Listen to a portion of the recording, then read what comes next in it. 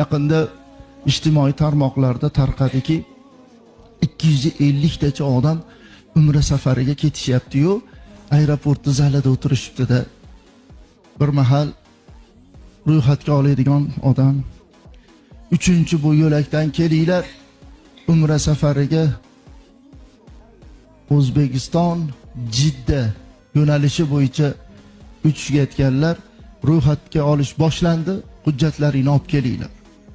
Kimlardir so'mkasidan, kimlardir chorshisidan, kimlardir cho'ntagidan, ag'dan bag'dan topishib qo'llarida ushlab turishibdi-yu, bir mahal bir 80lar atrofidagi bir opoqi timtilanib qoldilar. So'mkada yo'q, chorsida yo'q, cho'ntagida yo'q, ag'di bag'da oqtaryaplar yo'q, uyda qolib ketibdi. Ro'yxatga oladigan odamni oldiga bordilar. O'g'lim, o'tkazib yuboraver. Hamma yo'g'i to'langan, puliga cho'r to'langan. O'tkazib yuboraver. Yo'q. Biz o'tkazganimiz bilan hujjatingiz bo'lmasa Jiddadan yo Madinadan qaytasizda.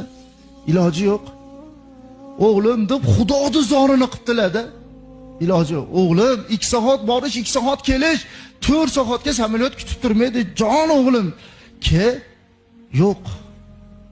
Shunday tizzalarni yerga qo'yibdilar-da, qo'llarini Xudoga ko'tarib, "Ey Robbim, men qari bo'lsam ham sen qarimassan-ku.